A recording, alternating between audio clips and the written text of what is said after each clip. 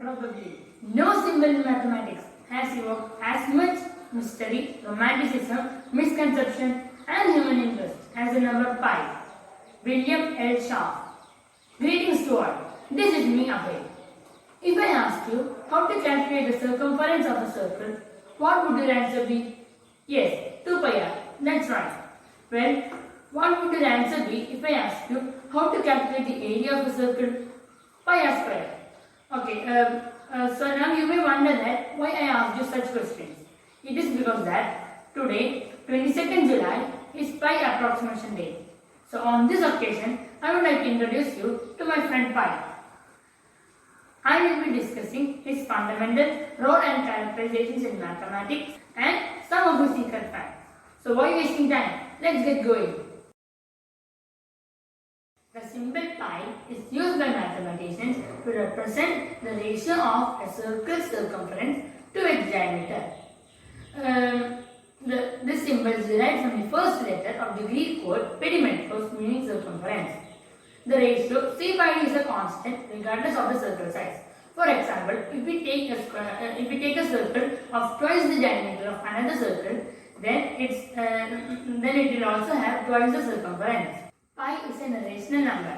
The value of pi is 3.14159265359, etc., etc., etc. Oh my god, can you believe it? It is so difficult to tell this, right? But there is a solution for this problem. In the world of mathematics, there is a solution for every problem. And the solution is that fractions such as 22 by 7 and 335 by 113 are used to approximate pi. Now, I will be showing you how to find the value of pi through an experiment. So first, I need a circle. From where can I find a circle? Yes, now I found a circle.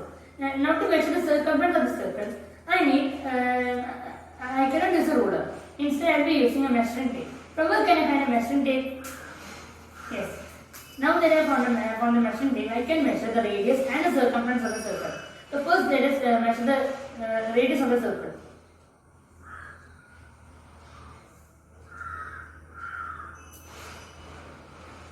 The radius of the circle is equal, the diameter of the circle is equal to 20 centimeters. Hence, the radius will be equal to 10 centimeters. Now let us measure the circumference of the circle.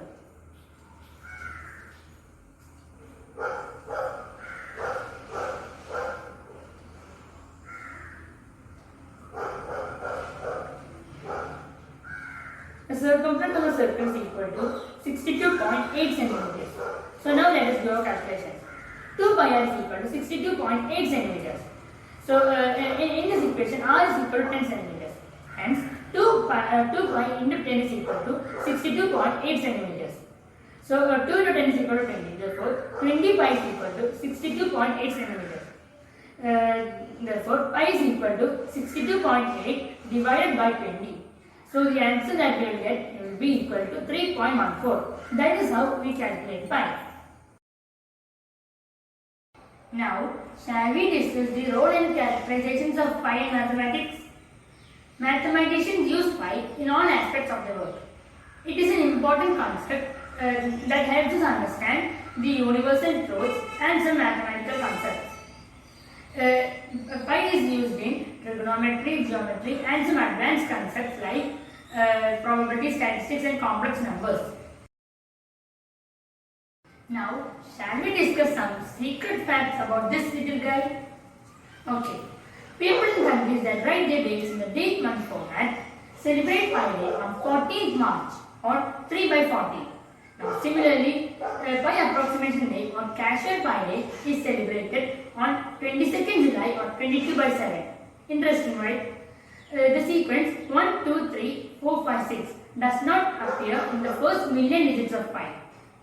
The first 31 digits of pi does not contain any zeros. At position 763, which is known as Feynman point, there are 6 nines in a row. There are 6.4 known billion digits of pi. It would take a person approximately 133 years to recite all of them without stopping.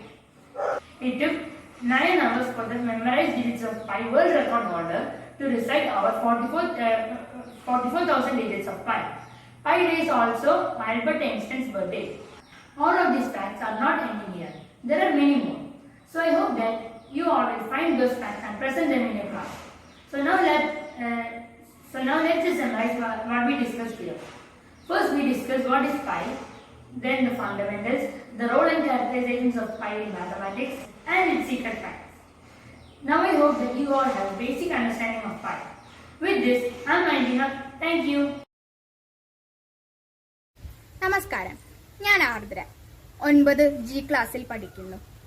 ഇന്ന് July 22 pi approximation ദിനമായി ആചരിക്കുന്നു. ഗണിതശാസ്ത്രത്തിൽ വളരെ പ്രാധാന്യമുള്ള ഒരു സ്ഥിരവിലയാണ് pi. പൈയുടെ ഏകദേശ വില 22/7 എന്നാണ്. ഇതിന്റെ ദശാംശ വില 3.142857 എന്നാണ്. ഇത് തുടർന്നുകൊണ്ടിരിക്കുന്നു. അതുകൊണ്ടാണ് പൈയെ ഒരു അഭിന്നകമെന്ന് പറയുന്നത്. ഗ്രീക്ക് അക്ഷരമാലയിലെ 16ാമത്തെ അക്ഷരമായ പൈ ഉപയോഗിച്ചാണ് ഇതിനെ രേഖപ്പെടുത്തുന്നത്.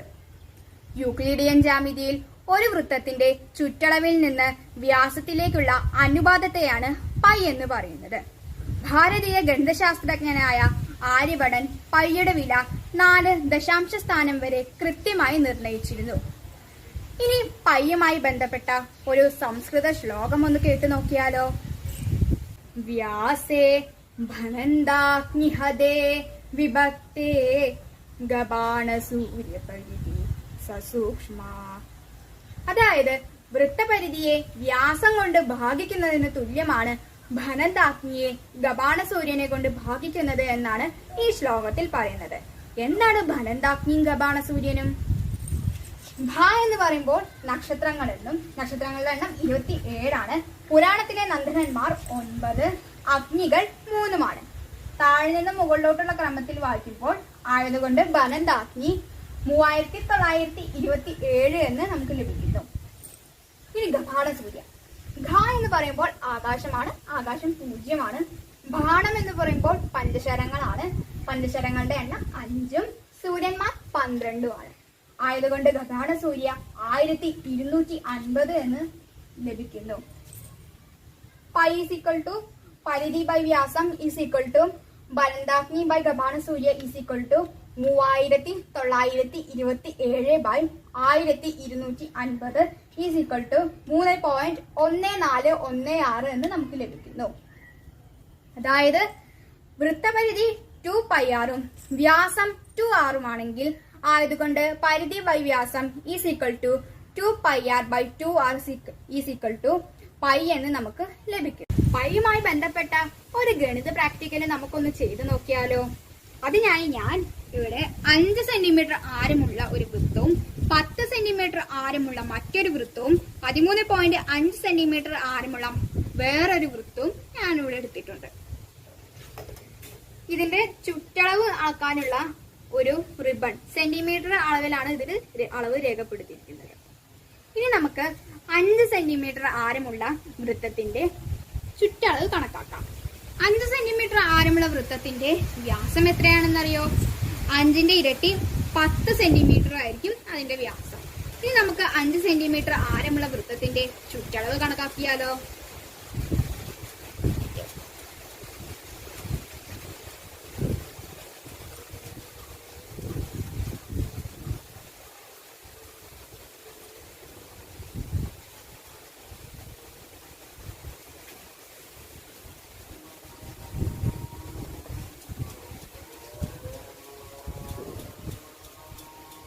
മുപ്പത്തി 1.4 സെന്റിമീറ്റർ ആണ് ഇവിടുത്തെ ചുറ്റളവായിട്ട് നമുക്ക് ലഭിച്ചിരിക്കുന്നത്. നമുക്ക് രേഖപ്പെടുത്താം. ഇതിന്റെ വ്യാസം 10 സെന്റിമീറ്റർ ആണ്. ഇതിന്റെ ചുറ്റളവ് 31.4 സെന്റിമീറ്റർ ആണ് ഇവിടുത്തെ ചുറ്റളവായിട്ട് നമുക്ക് ലഭിച്ചിരിക്കുന്നത്. ചുറ്റളവ് ബൈ വ്യാസം 31.4/10 സെന്റിമീറ്റർ ഈസ് ഈക്വൽ ടു 3.14 എന്ന് നമുക്ക് ലഭിക്കുന്നു. ഇനി നമുക്ക് 10 സെന്റിമീറ്റർ ആരമുള്ള വൃത്തത്തിന്റെ ചുറ്റളവ് കണ്ടുപിടിച്ചാലോ. 10 സെന്റിമീറ്റർ ആരമുള്ള വൃത്തത്തിന്റെ വ്യാസം 10ന്റെ ഇരട്ടി 20 സെന്റിമീറ്റർ ആയിരിക്കും. ഇനി നമുക്ക് 10 സെന്റിമീറ്റർ ആരമുള്ള വൃത്തത്തിന്റെ ചുറ്റളവ് കണക്കാക്കാം.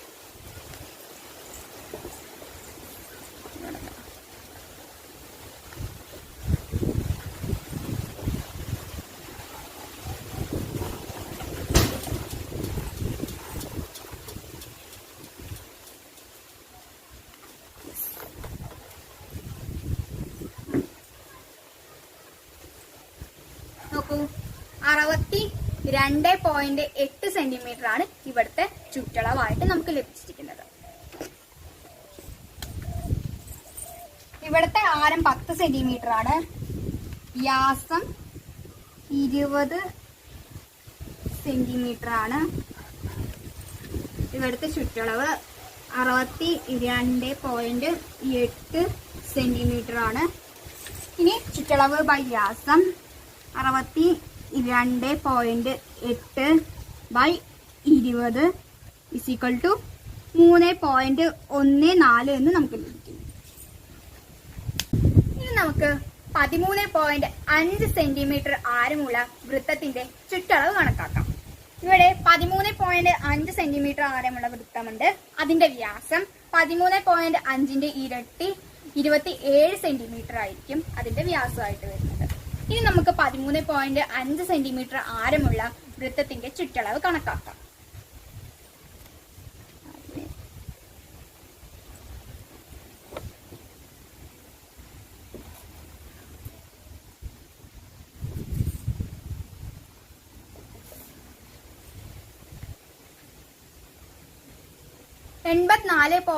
.8 സെന്റിമീറ്റർ ആണ് ഇവിടുത്തെ ചുറ്റളവായിട്ട് വരുന്നത്.